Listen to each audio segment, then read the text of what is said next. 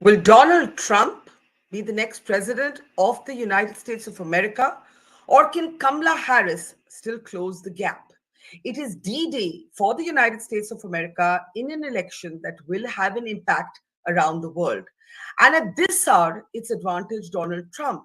But it's a long night ahead in the United States of America, and analysts and experts are warning that it is still too early to call the election.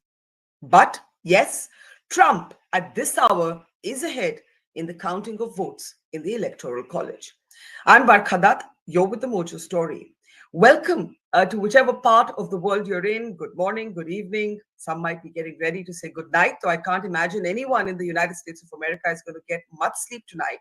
It is going to be a long, long night of counting votes as America's D-Day is here.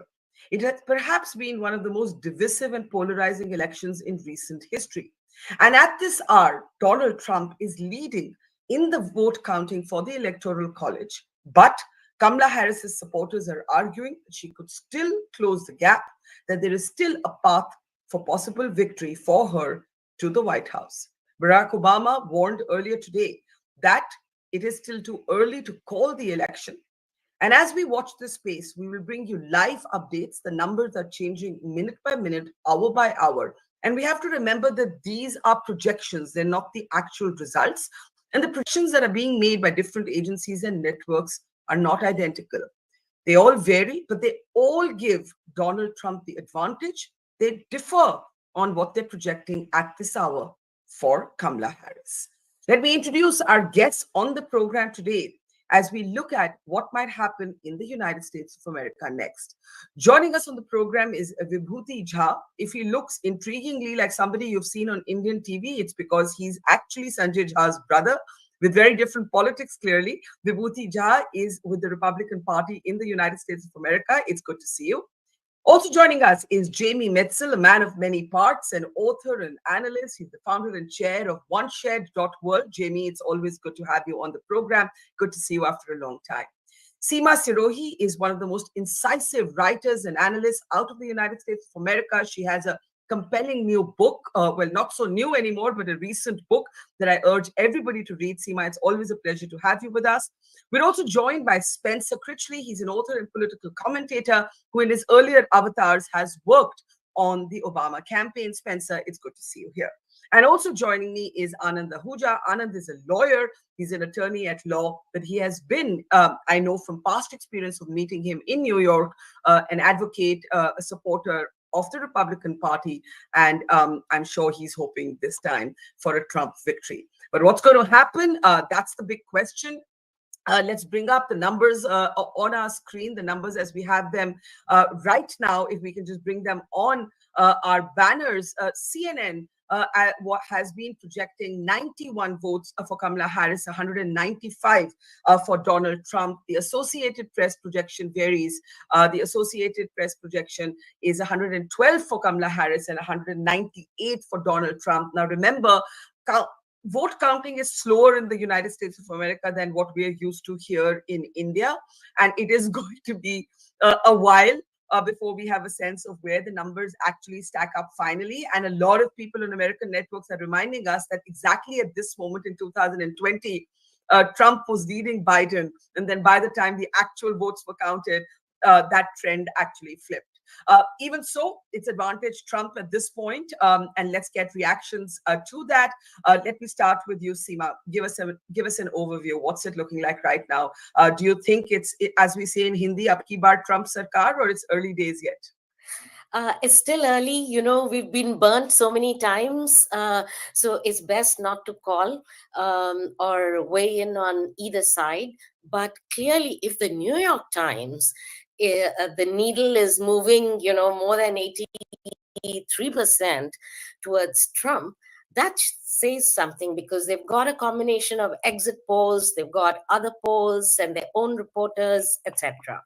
So it looks like Trump, perhaps because the coalition he was able to build was wider, deeper, and more, included people that the Democrats either took for granted or forgot about. People, slices of Black American men, Latino men, even Indian American men were kind of moving towards Trump. This was quite unusual. So that happened. While Kamala Harris, she campaigned hard. There's no question about it. She worked really hard in the truncated campaign that she had. But if she doesn't make it, obviously the blame is going to go on Biden. Why didn't he quit earlier, etc., to have a Hmm. final? Yeah. But given the situation right now, I think the issues of the economy, inflation in particular, and illegal immigration were just overwhelming. Even though women have been given, the have rallied around the abortion issue, but Hmm. perhaps in terms of sheer numbers, the other two issues are resonating more, even with some women voters. So that's what I would say. The inflation, um, economy, for example, the price of bread has increased to like 176% since 2020. And same with gas and milk and eggs and things like that. These are everyday issues. People face them every day. So, Hmm. I think personally, if you ask me, it was not a good idea to close your campaign with a big rally with celebrities and, I don't know which singer was there, but Katy Perry or, Beyonce and people like that. They are not the people who are hurting. They are not the people who are kind of were undecided or leaning towards Trump. But it's not done yet, Rasima. It's It's not not done done yet. yet. It's not done It's yet. not done yet. And we're analyzing already, or we're in that instinct of analyzing a Kamala Harris defeat. And indeed, even as we've been speaking, Associated Press has given more than 200, now projecting more than 200 seats. If we can have that banner up, 210 to 112 for Kamala Harris. But I hear you. I think you're talking about a kind of elite cocoon, an elite liberal cocoon, and outside of which there were people struggling with everyday issues. I want Spencer's take on this. Spencer, the man whose campaign you worked on, Barack Obama, has been urging people, don't call it yet. It's going to be a long night. Analysts are talking about how in 2020, Trump had the lead over Biden, but it's only when the final votes were counted that the results flipped. Do you believe that could still happen, that there is still a path for Kamala Harris, or do you think that this momentum now belongs to Donald Trump?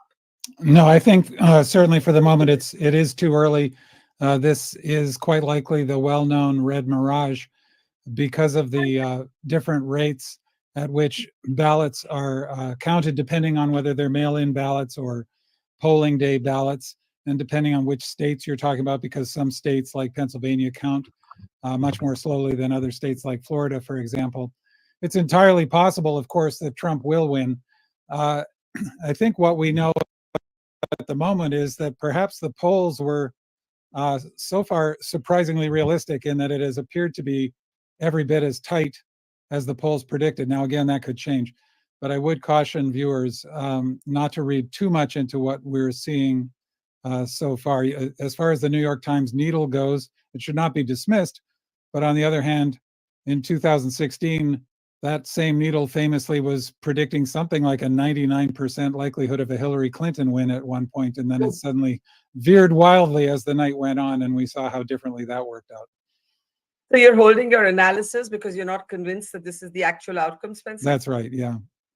Fair enough. I think both sides have hopes alive, and that's fair. The New York Times needle is on our screen, but Spencer reminds us that this needle lurched towards Hillary Clinton and got it terribly wrong. So everybody's being very cautious, having learned from past mistakes. Vibhuti, you're a Republican Party supporter. Not all Republicans support Trump. Do you want Trump to be your next president? Oh, yes, I do. I do, because I think he did well in his first term. And one of the reasons why he is gathering so much support is because his entire term is before the eyes of the people to evaluate, examine, dissect, or trash, to make your pick. But one thing we do know, that during his term, no new wars happened. During his term, inflation was at 1.6 or 1.8%.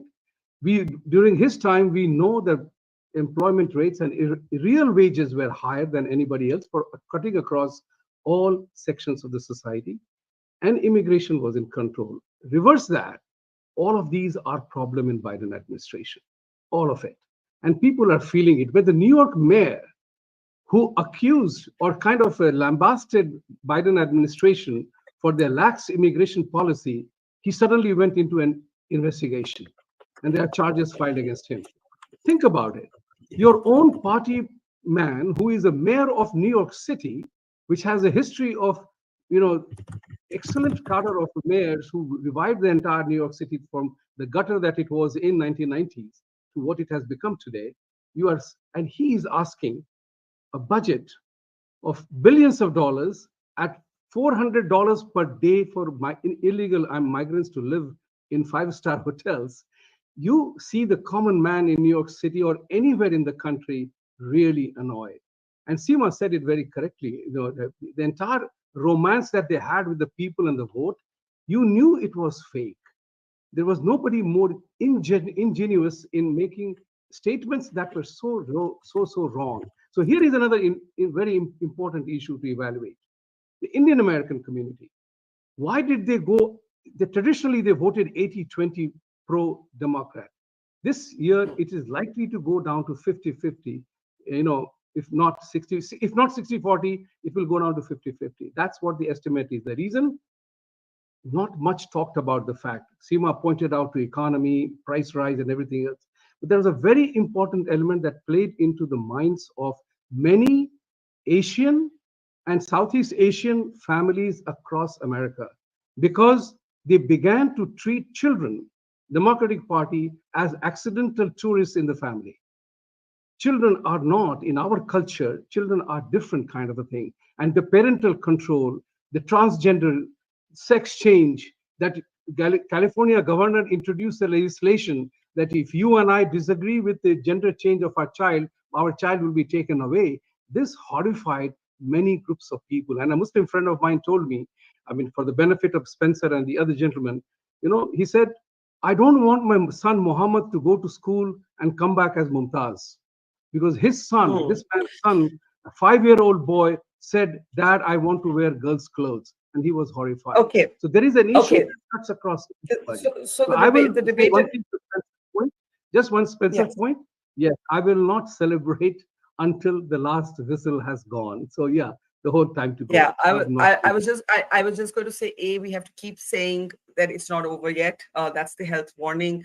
B, there is the debate around the trans community and what children should be entitled to do in terms of sex change surgeries. I know is a big polarizing issue in the United States of America, but I can't imagine, as Vibhuti is arguing, that it's the one issue that has actually swung or moved the vote of the Indian Americans, 5.2 estimated million Indian Americans, who have traditionally, by the way, in the past voted Democrats. There is also, though, Trump's comments on the attacks on Hindus and other religious minorities, Hindus in Bangladesh, that has got perhaps more attention. But Vibhuti, you of course speak as a Republican supporter, and fair enough. Jamie, let's bring you in. I know you're not a Trump fan. Are these numbers worrying you? Certainly, it's worrying to look at all of these figures, and we can all have fantasies before elections, but then the elections just give us numbers. So there were some people who were hoping that maybe there were hidden voters, maybe there was going to be a surge of college-educated women, and at least so far, it doesn't look like that's happening. Certainly, it's not over yet. It's far from over. Key battleground states have not yet reported conclusively. So there is a path for Donald Trump, and there's a path for Kamala Harris. But things are not looking great right now for Kamala Harris. It's our country is extremely divided. There are big, important issues that are dividing us. And for people like me, certainly we can look at individual issues. But I may look young, but I remember the War of 1812, and it really pissed me off when the British attacked the capital of our country, and it really pissed me off on January 6th when the mobs inspired by Trump attacked the capital of our country. And you can go look at the buildings in Washington, D.C., and you can feel that democracy just exists, but democracy is something that we create and recreate. And Donald Trump has attacked the norms and structures of our democracy with the peaceful transfer of power, the most important among them. He has trashed in many pillars of the post-war liberal international order that has helped keep the world safe for nearly 80 years. And so, yes, there are differences on a bunch of issues, but at least as I see it, really, the America that we have known is on the ballot. If the American electorate willfully elects somebody who's calling the press the enemy of the people, who has inspired mobs to attack the capital of our country, who has talked about imprisoning his political enemies, it's certainly deeply concerning. But having said that, we're all Americans, and whatever happens, we're going to have to find a way to come together and work together because we're all on the same ship. One of the things you said is that things are not looking good for Kamala Harris. And while I don't want us to get ahead of the actual results, and history teaches us to be patient before calling this election, to Seema's point about this sort of big bang celebrity last mile by Kamala Harris seeming somewhat out of touch with ordinary folks, one of Trump's Teflon qualities has been to present himself as the regular folk, despite being a sort of billionaire, present himself as the outsider when he's not an outsider, to present himself as a non-elite when he is in fact an elite himself. But the point is that politics is all about narratives. And do you agree with Seema that if Kamala Harris loses, and I'm saying if Kamala Harris loses and Trump wins, then the blame will be put at Biden's door? He took too long to get out of the way. She only had, a few weeks and so on. Yeah, no, I absolutely agree with that. President Biden, who is my former boss, I love him, I respect him. It was not appropriate for him to say that he was going to, at his age, that he was going to seek the nomination for this election. Whatever happens, the right thing for him to have done was 1 year ago to announce that he wasn't seeking the nomination. So we could have had a traditional open primary. I still think there's a hope for the Democrats to win. But if the Democrats don't win, I think it will erase the entirety of Joe Biden's lifetime legacy.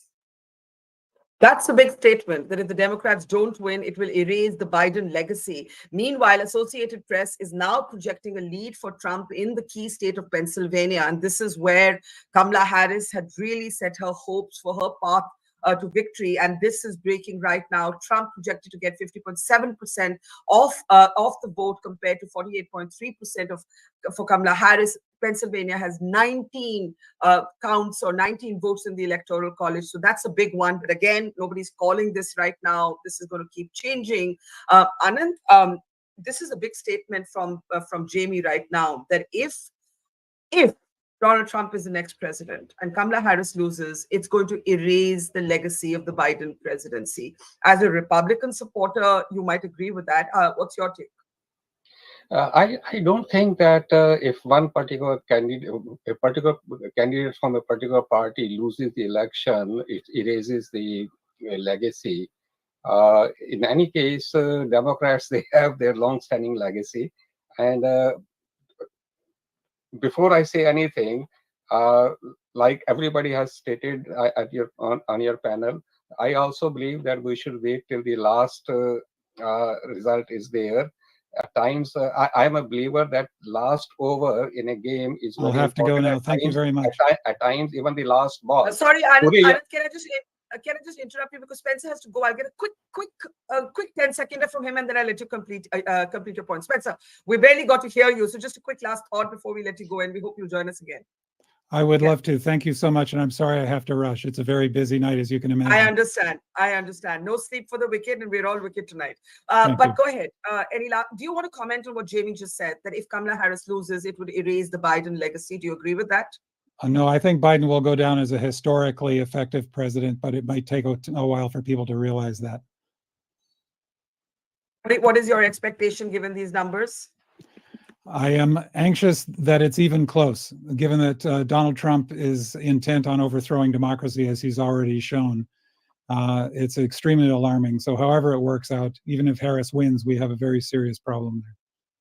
And I am so sorry, I must go. No, we'll let you go. Thank you for those comments, and I'll take that back to Anand right away. Spencer, thank you. We'll see you later again. I think that's the point, right? Yeah, go I ahead, was giving an example that we won this World Cup on the last ball of the over, that is Surya Yadav's catch. So I will say that we should be cautiously optimistic, but we cannot just conclude right now that Trump has won the election. But coming back to your question, Biden's legacy, irrespective of my differences with Biden's policies, I personally believe that he will go down in the history of the United States as a very sacrificing and great man. I mean, after he got the nomination of Democratic Party, and he could have contested against Trump, and you never know, in election you win or lose. But I personally believe that he very gracefully accepted that he cannot win the election and let Kamala Harris be the nominee. So to that extent, I have a lot of respect for him, that he didn't say that I want to stick to. Yeah. Well, I think I want to bring in Jamie. I want to bring Jamie in. Ornab Ray is joining us, author and commentator. But Jamie, you heard what Spencer said. Biden has a historic legacy. You know, in India, Manmohan Singh, former Prime Minister Manmohan Singh, used to say, "History will be kinder to me than all of you were." Spencer seemed to be saying something similar about Joe Biden. You're of course painting a scenario where Kamala Harris could lose, and given the numbers coming out of Pennsylvania, the dead heat in Virginia, I think the Harris campaign has reason to be very anxious at this hour, because Pennsylvania was a great hope. Again, we're not calling it, but to the point that Spencer made, that Biden is underappreciated. He has a historic legacy. It's just not appreciated. Since you made this big statement, if you can come out with these pictures now, I want to see Jamie's face.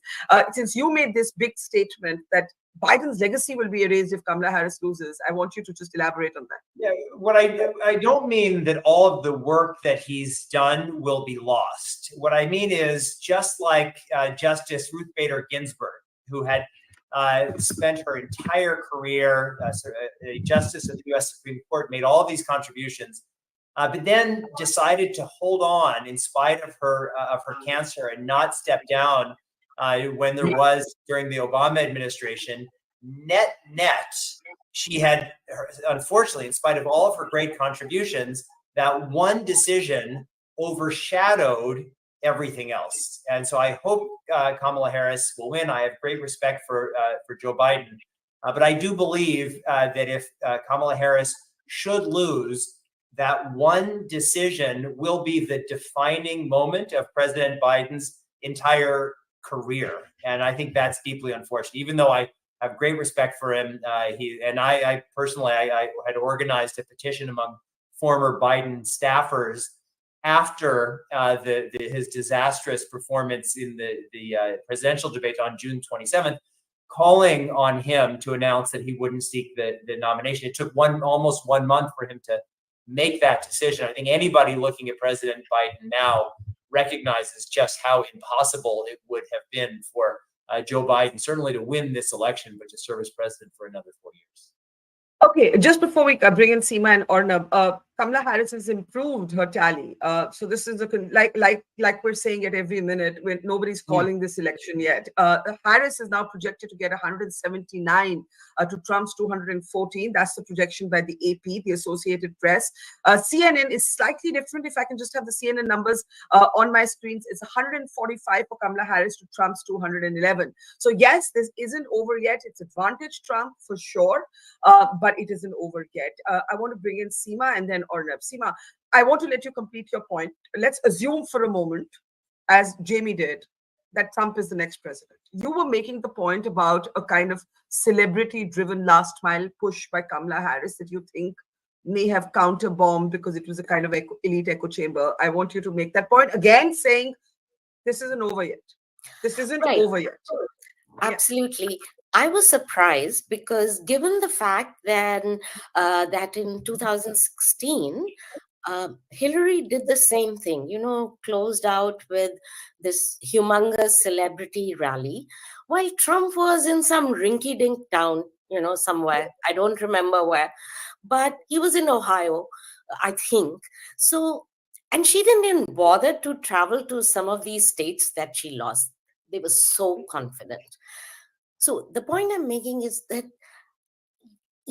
it is supposed to energize the base. That's why because democratic strategists have been asked this question, what is Yeah. this obsession with celebrity? Because we Mhm. know the celebrity are always left leaning and liberal and all that, and they are not hurting from the policies that are hurting the people who are deciding this. Why is it 50-50 for the last 3 months? So the strategists say, oh, well, it's to energize the vote. So the next day, your people will go out and vote. And everybody who gets to come to these music concerts and things, their emails are there in the vote bank and they get text alerts and all that. But this is a minor point. I think Mm. the bigger issue for the Democrats this time around, in my humble opinion, has been that they weren't able to define, they weren't able to have a clear message. Trump was very clear and he kept badgering at the same message, and it really resonated. She broke it, I'll fix it, was one sentence. Other was like, all these illegals are coming and they're changing the country. Of course, he used extremely vile rhetoric, extremely. But, the Dems focused on the vileness of the man, not on the issues and how it's resonating with people. Immigrants taking over little towns in America is a problem, like it or not. Uh, Men, one issue the Republicans have been talking about is men competing in women's sports. People who have changed their sex, but still have, I suppose, I don't know that much about this issue, still have the power of the male gender, maybe. So one school volleyball team, one girl was hit by one such person so hard that her eye was injured. In the swimming team in Virginia, one college team, the entire team came to a Trump rally when he went to Virginia last week Mm. to talk about this issue. They don't want men in women's sport because they can't compete. It's unfair. All the parents are with them. All the parents. So Now, these are a new kind of culture wars that America is yes, divided by. Arnab, sorry if you will give me a second. I know everybody is on tight sketch, so I want to get in a word from Vibhuti and then I'll come to you right after. Vibhuti, go ahead. I had only, you used a very correct word. There is a new kind of a culture war going on in the country.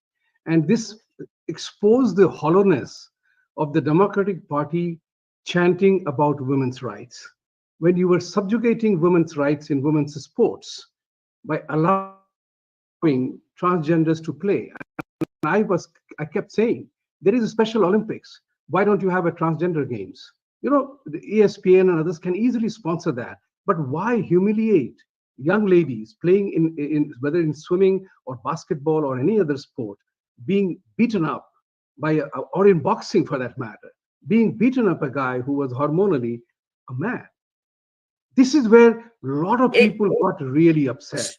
And so these both remain in the subliminal state of mind that economy being bad for everybody, but I'm affected because my daughter is going to see. And by the way, Barkha, it may surprise you.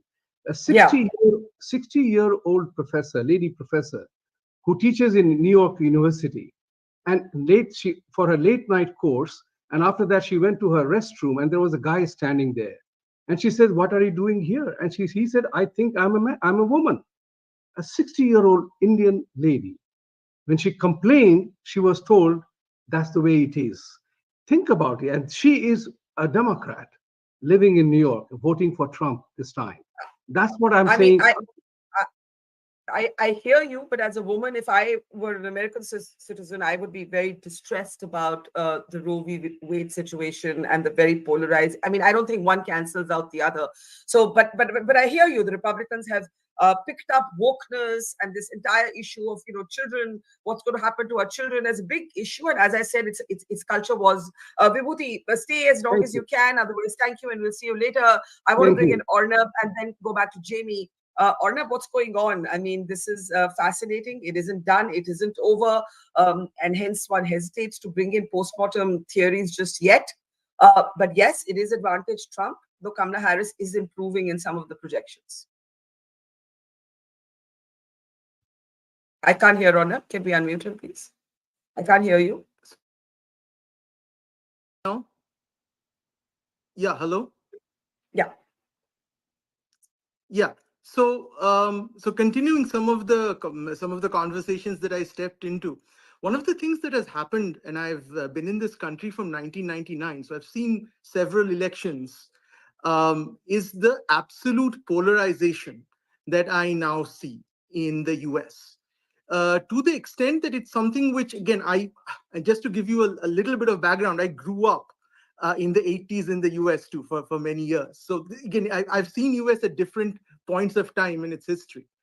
So the kind of polarization that I see, and the polarization has happened because of certain cultural issues.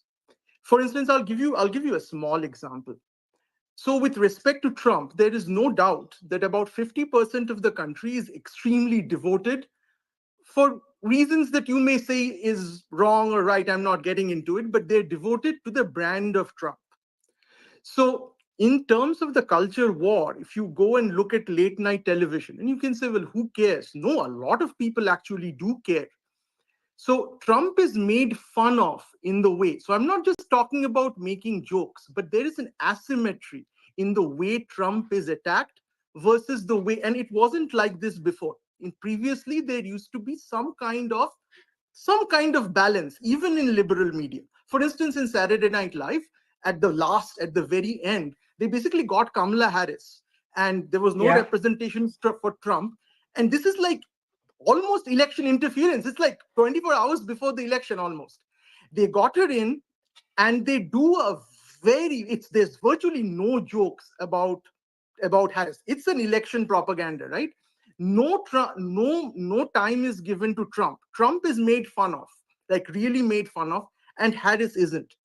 Now, these kinds of things for about 50% of the audience, this is exactly what Trump kind of plugs into, that they hate me, not because of the person who I am, but they hate me because of what I represent.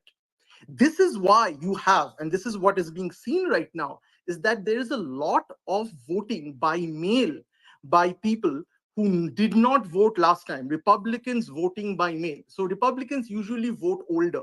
So that means they have mobility problems getting to election. So they are now voting. They're that energized that they're voting by mail at this point of time. That's really swinging in many of the states, because that's not what people predicted.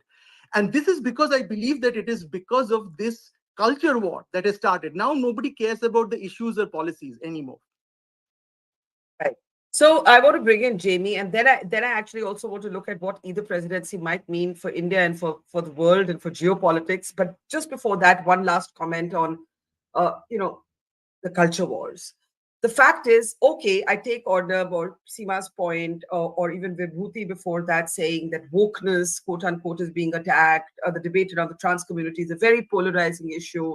But Trump did get up on stage also and basically impersonate oral sex. He got away with that. Trump also, a stand-up comic at a Trump rally in New York, spoke about Puerto Ricans being trash or likening them to garbage, to which Biden made a completely ill-advised comment saying Trump voters were garbage, to which Trump then donned, a jacket and kind of had, impersonated this sort of image of a sort of garbage truck driver and so on. My question really is, what are the Democrats doing wrong in not being able to deal with this somewhat Teflon quality to Trump's, some might call, why some might call it, to Trump's coarseness. He is often coarse. And while Arnab is correct in saying that there might be a double speak in how he is caricatured, he gets away with his coarseness. Yeah, he gets away with it, and the Democrats have stepped right into every Republican trap. The Republicans this is the game plan of the Republicans, is to set these traps and to make this election about transgender bathrooms and surgeries and biologically male boxers beating up women in the Olympics and all of these other kinds of things. And the Democrats, by trying to be the party of extreme inclusion, have become a party where it's very difficult for people to say, hey, that just doesn't sound right. And so certainly in the early days on the border, certainly on issues with transgender, gender dysmorphia is a real thing. But I think many people in both parties, I think that the way that we're treating this has gotten out of hand. During the BLM, to have people were saying, yes, we all support equal rights for all people, but if you're looting Sephora, that's just wrong, and we should condemn it. And even right now, as we speak, there are pro-Hamas lunatics burning American flags in Times Square, not far from where I am. And so if the Democratic Party, where our party is a coalition, it is a big tent, but if we're not able to say, hey, this doesn't sound right, and the Republicans are goading the Democrats to stand up for these crazy far extremes, I think that's a really bad place for the Democrats. And it's ironic because the Republicans want to run on the culture wars. Economically, the college-educated, white men without college educations have benefited the most from the Biden actual economic policies relative to everybody else, but they feel like they've been screwed over. And I think that's the issue, is people don't really pay attention to policies as much as they pay attention to feelings. And I think there are certainly a lot of people in the poor white community who feel like, hey, wait a second, we're starting to feel like second-class citizens. And Donald Trump has spoken to those people and said, I'm going to be your champion, and I'm going to be coarse, and I'm going to be vulgar, but I'm going to fight for you. And that message has gotten through. So let me pick this up and ask you, how much of a factor the Israel-Gaza issue has been on both sides? If I were to look at the official responses of the Biden administration and Trump's position, I don't see a fundamental difference as such. If anything, it's the left that's been pushing Kamala Harris to take a position that maybe they're disappointed that she hasn't. You spoke about pro-Hamas protesters. Are you suggesting that somewhere the Democrats were not able to keep the center? They tried. I mean, obviously, Kamala Harris tried to walk the central line on Israel-Gaza. Do you think she succeeded, or do you think the far left got attached to the campaign? Yeah, so it's my view from the beginning that the path to victory for the Democratic Party was the path toward the center. And so again, the Democratic Party is not a party like a traditional political party or in Europe or in India. We're more of a coalition. And so keeping that coalition together is certainly very difficult. But one of the things that we haven't yet spoken about here is the choice of Tim Walz as the vice presidential running mate. One of the reasons that Governor Shapiro of Pennsylvania, wasn't selected was because all of the pressure of the campus and other protesters on the Gaza issues. I hope that Kamala Harris will win in Pennsylvania. But if she loses in Pennsylvania, and if she should lose the entire election, one of the issues that people will raise is, should she have tacked harder to the center?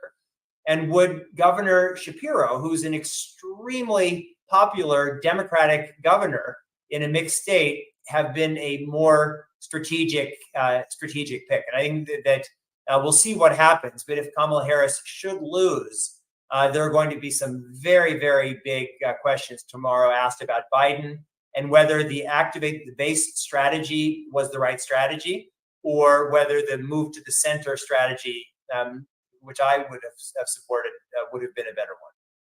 This is a very interesting point, and I want to actually take this to the panel. Did the Democrats? This is it. This is the question that has universal applications. So let me bring in Seema. Seema, even in India, we often have this debate, right? When we see the fight between, let's say, the Modi-led BJP, and the Rahul Gandhi-led Congress, there has often been the criticism of the Congress when it doesn't do well, that it's lurched too far left. It needs to come back to the center, that the mainstream of any country actually resides in a kind of reasonable, rational center. Do you think that's happened? Jamie speaks as someone who doesn't like Trump, but he feels that in certain spaces the party went too far left, in particular when it came to, let's say, Hamas. No, absolutely. 2021 was a height of wokeness in the Democratic Party here, and all these cultural issues came to the fore until the time, like in the middle of the Biden administration, that the centrist Democrats told people like AOC and the extreme left that you've got to contain yourself. We're going to lose the entire plot. So they have actually moderated their stance, but kind of little too late. It was a gift to the Republicans, which they exploited extremely well. So, the people who have children, and I happen to have 2 kids, when I think, like, supposing my kids went to school and they were being told about, a certain way to be, just in terms of education, because I've heard stories about Maryland schools where 10-year-old is being asked to give an opinion on abortion rights, and it's a little extreme by any standards. So the Democrats, they really lost the plot. They have nobody but themselves to blame, and the Republicans used it. Now the thing is, can they claw back? I don't know.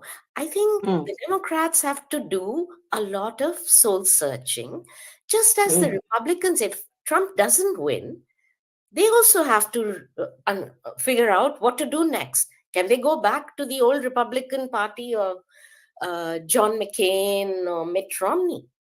They cannot, can they? The way it has evolved, J.D. Vance is probably going to be the face of the party, or other such people. Similarly, Democrats have to figure out where they're going and how to break this idea that they are the party of the elites. Now, imagine union votes are going more to the Republicans. How is it in my time in Washington, D.C., that the Republicans have become the working class party? How come? Is that weird or what? Yeah. So these are the things they have to grapple with. They have to figure it out.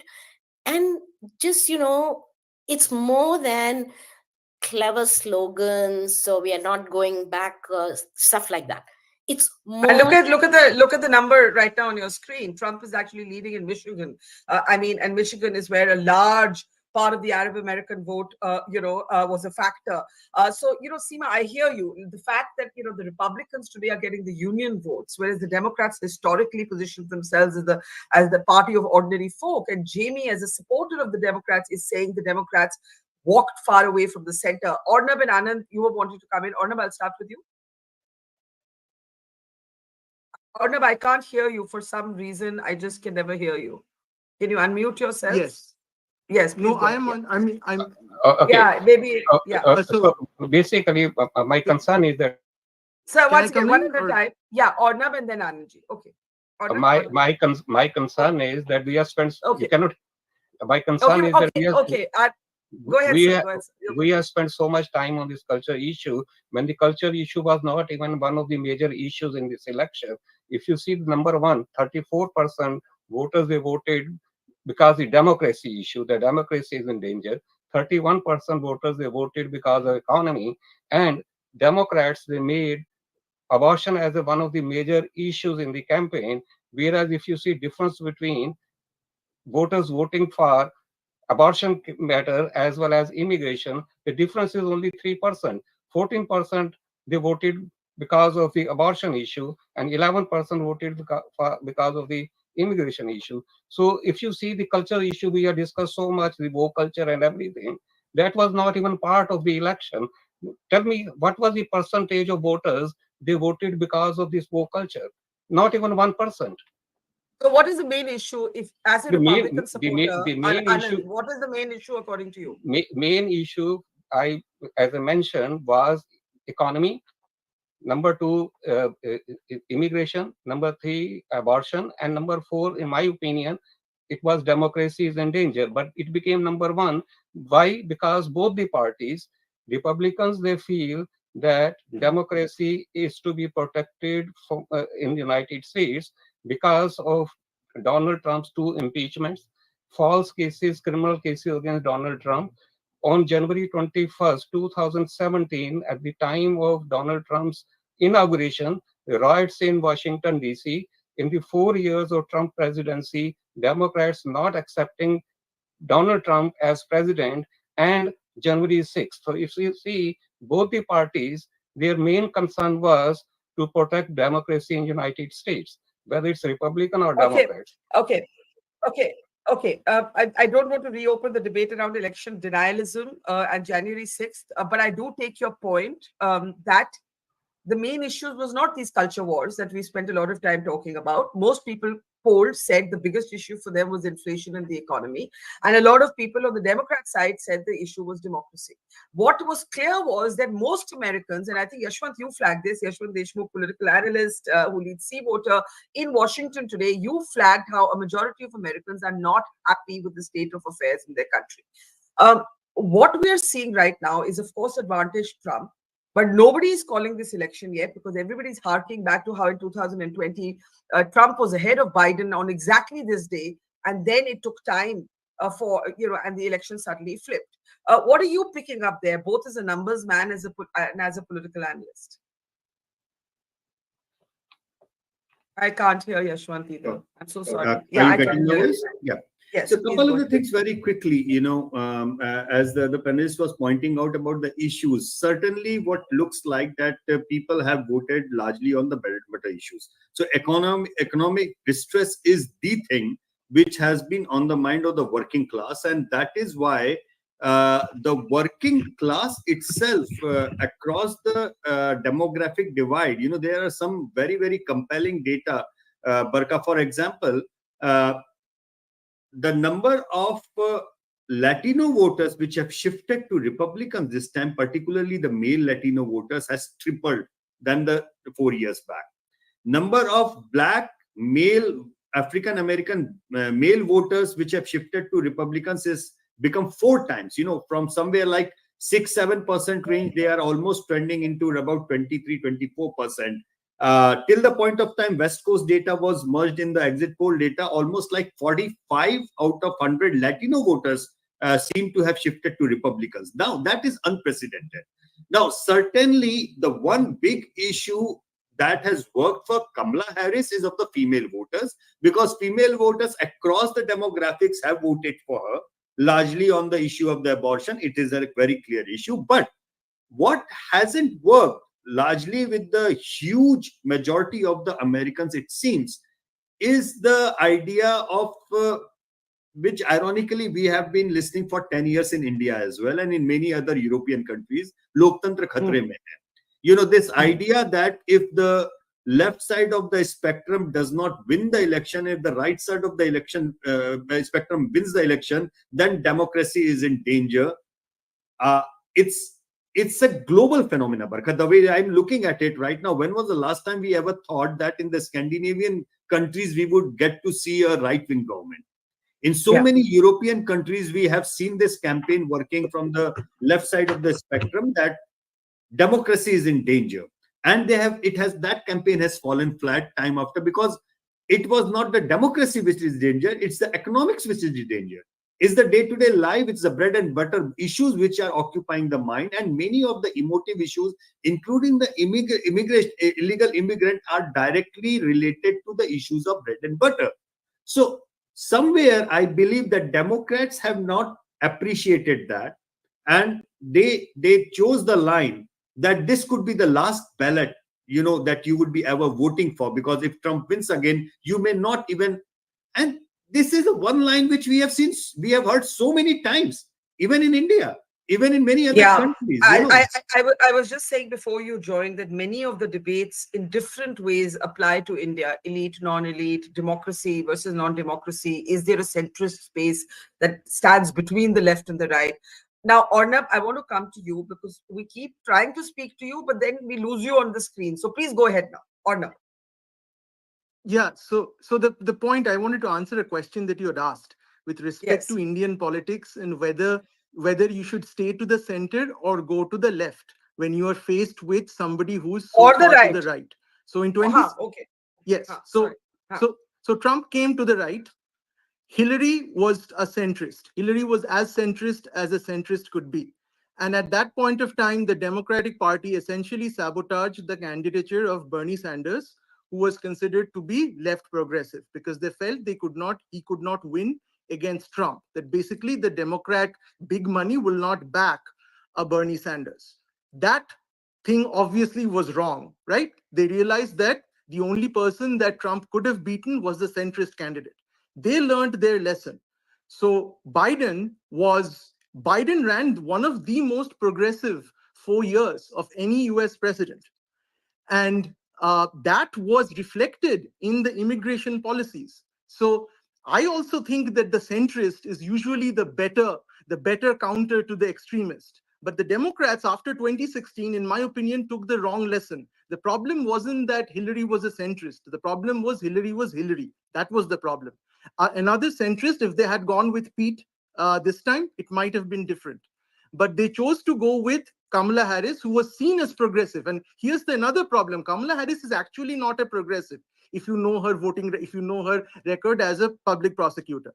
So she's been, and another problem with Kamala Harris, and again, I'm saying this without knowing if Trump has won, is that Kamala Harris was the first Democrat primary candidate to be eliminated. So she's not even popular within the Democrats. But given her that she was not popular in the Democrats, but she was seen to be a progressive candidate, that I feel was a big mistake for the Democrats to run against Trump. Okay. They should have gone with a centrist.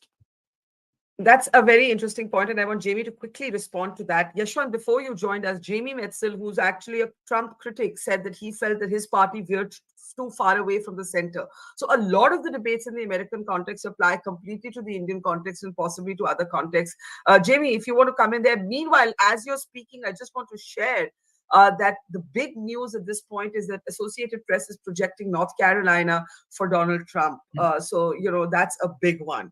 I mean, like, there are a lot of surprise twists and turns coming this evening. Again, AP, CNN have different projections. We're trying to keep track of both of them. Jamie, go ahead. Yeah, so I think the Americans are very unhappy with their country, which is shocking because we're actually doing pretty well relative to most places around the world. But there is that feeling. And so the question was, who can run as a change candidate? And that's always tricky for a vice president because you've been serving with the president. So how can you be a change candidate? And that's why, as I was saying before, the Democratic Party would have been very, very well served by some kind of competitive primary, ideally a year ago.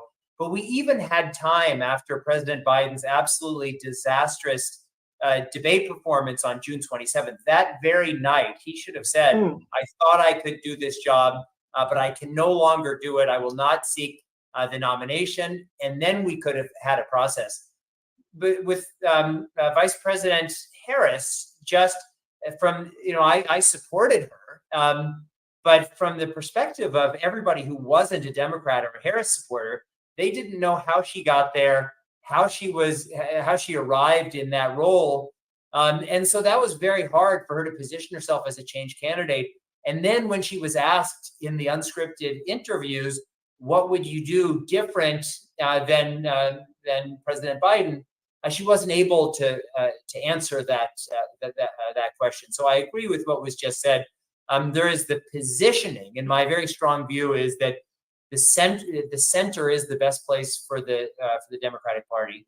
And then there's the process. I mean, we have this crazy long 2-year primary system, but what it does is help relatively obscure people like early Bill Clinton, early Barack Obama become tested and known. So 2 years later, everybody says, "Well, I know who that person is," and that's what's missing here. If in fact President Trump becomes the next president, I think it will be very, very necessary for the Democrats to do an absolute soul searching. And I hope the Republicans will too, because I would say that a very, very large number of Republicans are holding their noses with this. The evangelical Christians are a backbone of this Trump victory. And these are not people who support having sex with porn stars while your wife is at home pregnant. There are all kinds of things that people, all Americans, don't like about what's going on here. And if we don't elevate our politics on all sides, we're going to be in even graver danger going forward. Yeah. Seema, I want to bring you in, and then I'll take last comments from everybody else. Seema, go ahead. So my overall point, if 70% of the people think the country is going in the wrong direction, the incumbent doesn't win normally. That's what electoral history here shows. Number two, Donald Trump kept it simple, and Kamala Harris wasn't able to define herself in any way that was tangible and that resonated. So then Obama came on the scene. Again, I thought it was a bit of a misstep to tell Black men that, you are not being cool if you don't vote for her because she's a woman. Needless. It was found to be patronizing and condescending by many people. And I talked to some African-American friends of mine. They didn't like that. So, of course, Trump can say anything and get away with it. He has this advantage of that the voters filter out all the filth that comes out, all the vile language and all the awful gestures and everything. The voters feel he is who he is. At some weird level, the voter feels he's a real guy. He's not a made-up politician. And, I'm sorry, but Kamala Harris is very programmed. She's not able to go on for unscripted interviews where when the going gets tough, she just, is not able to give an answer on the fly. So these, I think, would be the thing. Then there are the shy Trump voters. They still exist, I would say. I wanted to point that out. Yeah. Because family disputes have become so awful now. People don't talk to each other if you're voting one way or another. So people are not revealing their choices. This is especially true among Indian Americans, by the way. That's interesting. All right, Seema, thanks for your time. I'm going to take last comments from everybody else. Yashwant, we haven't heard from you enough, so we'll start with you. Go ahead. Barkha, it seems like that, this country has been bitterly divided all along, but the fault lines are even more exposed with this election. And if Kamala Harris manages to win this election, it will be only and only because of the female voters, because females across the spectrum have voted for her. So certainly there is something for the Republicans to learn that, that part of the story is not fitting in as far as their narrative is concerned. But barring that, abortion and the female issue, I think every other issue has worked in largely in favor of Donald Trump. And at the end of the day, Democrats have to realize that this otherization, this entire branding of you are not democratic enough, you are not liberal enough, you are something, if you vote for Trump, you are something which is not acceptable in the society. That kind of divisive line of theory, I mean, that's something which is repulsive for by the common person on the ground, and that has not worked. 72% people said that things are not going in the right direction. Big, huge chunk of states where, which are going for the Trump right now, number one issue is economy. Let's accept that. I think somewhere down the line, we will have to analyze this, not just from the American perspective, but even from other democracies which have gone to elections this year. I think, ironically, the Democratic side, the liberal side, the left liberal side has gone for issues which are less on substance and more on emotion. And while the right of the scale has gone more on the bread and butter issues, day-to-day life issues. And that is what has mattered more than the Loktantra. And that's so interesting, because sometimes it's the other way around. The right wing, emphasizes identity. Exactly. They are known for that. They are known for that. That's the irony of it. They are known to use all the emotive issues, all the Barkha thing and everything under the sun. Yeah. But the reality is striking in some different, strange way. Anand Ahuja, I want to bring you in. I know you're being very cautious and you're not going to celebrate till the last vote is, if the last vote is counted, or in to borrow a cricket analogy, till the last ball is bowled.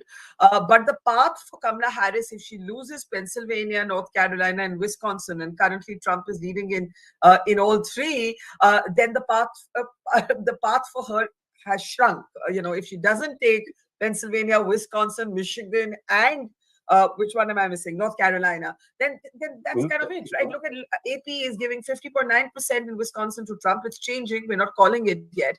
But are you optimistic? What do you want to say? But North Carolina, I understand he has won North Carolina. So I personally believe. That's what I said. And that's what I said. If she can't win these states, the path for her has shrunk, not for him. For her. Right. So if Trump wins two more states, one is Pennsylvania and Michigan, then it's a clear path. But I little bit differ with Yashwant when he says that abortion was one of the main issues. If you see, only 14% women, he said that women voted for Kamala Harris because of the abortion issue. But it's only 14%. If you see the percentage of voters voting on the issue of abortion is only 14%. So it's not one of the major issues in front of the voters at this time, as it was expected that it will become a major issue. But I do agree with Seema when she says that Kamala Harris could not define herself. I personally believe if Biden had not dropped himself from the race, it would have been much tougher contest between Biden and Trump as compared to Kamala Harris and Trump, because by and large, especially I'm talking of independent voters, they know about Biden, they know about his policy, and we have to take into consideration in the Democratic primaries, Biden was the front runner. So one bad debate, presidential debate, was not going to have that kind of adverse effect. In fact, Trump, when he had a debate with Kamala Harris, he could not do well also in that debate. So right. Yes. I don't know. We can have a separate debate on abortion. I think what Yashwant was trying to say was that if Kamala Harris is able to make it, then it would be because of the female voter. Meanwhile, I was trying to say that her path to victory, as I understand US politics, I'm no expert, but Pennsylvania, look at the Pennsylvania numbers. Trump is ahead with 51.3% of the votes compared to Kamala Harris at 47.8%. Pennsylvania was key to Kamala Harris's hopes. So this is important. It is 19 votes in the Electoral College. North Carolina has been called for Donald Trump. Trump is ahead in Wisconsin. Trump is ahead in Michigan. I don't think it's looking very good for the Kamala Harris camp at this point? Yashwant, you understand numbers more than I do. If you just want to briefly come in, and Ornab and Jamie has the closing Just word. quickly, that Pennsylvania still will go down the wire, because in the Yes. Philadelphia area, the volume of voters, this is only 50% counting done. So that will still go down the wire. But yes, North Carolina was very impressive, I would say. If Georgia goes Trump way, North Carolina goes Trump's way, I mean, then you see a kind of a much larger uniform swing of sort, in the among the swing states, which among the demographics, which would call this election in a much uniform way. Absolutely. But Ornab, again, we're not calling this yet. In Yes. fact, Associated Press is projecting that No. Kamala Harris has crossed 200 seats to 205 to Trump, 230 for Trump. So God knows. But last thoughts? Sure. So the last thing that I mean, regardless of who wins and who loses, the problem, and this is perhaps germane to Indian viewers of this show. So what happens is that in a country, when you have the identity politics usually starts with minorities, and I'm not even referring to the country here. It starts with targeting certain minorities, and anybody who protests against that is considered or is made to feel bad.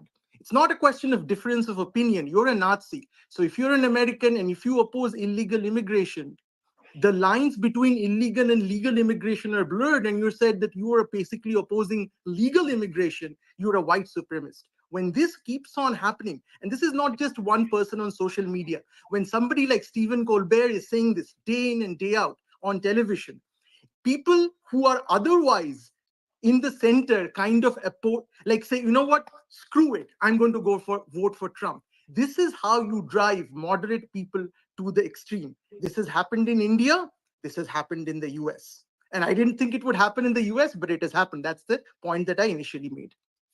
Okay, Jamie, I have a feeling Jamie might agree that we're ending on this point of America may be divided, but this panel seems to be in some kind of broad consensus. Jamie Metzel, I'm going to give you the closing No, word. I agree. I think that the toxicity of identity politics has just spread. And so it started out, as was just said, with minority groups saying, we've gotten screwed over by the system. And then they woke up the dragon of these white men. I was actually having dinner at the home of my friends in the suburbs outside of New York the other day, and their 14-year-old boy who's like raging with hormones, and he's just discovering girls. His parents are left-wing Democrats, and he was for Trump.